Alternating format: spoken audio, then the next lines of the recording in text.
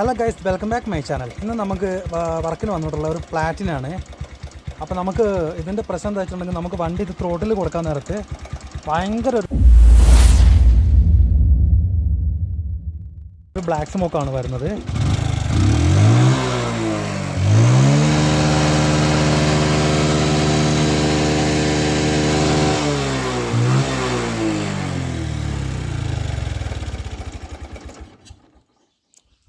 നമുക്കത് ഈ റേഞ്ചിലുള്ള ഒരു ബ്ലാക്ക് സ്മോക്കാണ് വണ്ടിയിൽ നിന്ന് വരുന്നത്.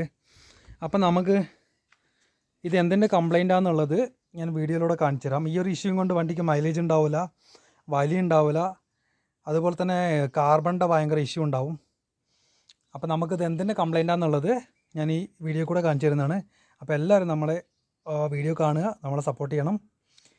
അപ്പോൾ നമുക്ക് വീഡിയോയിൽ കിടക്കാം.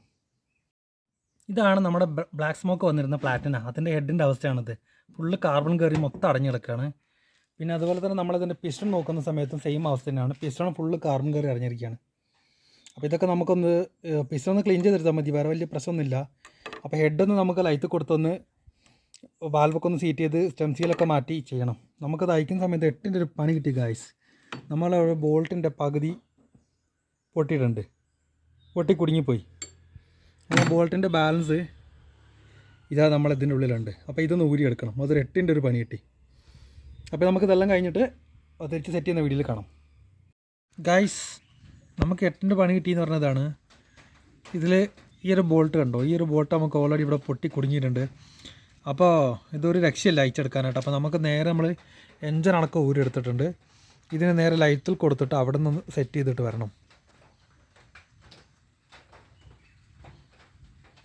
നമ്മുടെ വണ്ടി കണ്ടോ, വണ്ടീൻ്റെ മുകളിൽ നിന്ന് എൻജിൻ അടക്കം അയച്ചെടുത്തിട്ടുണ്ട്.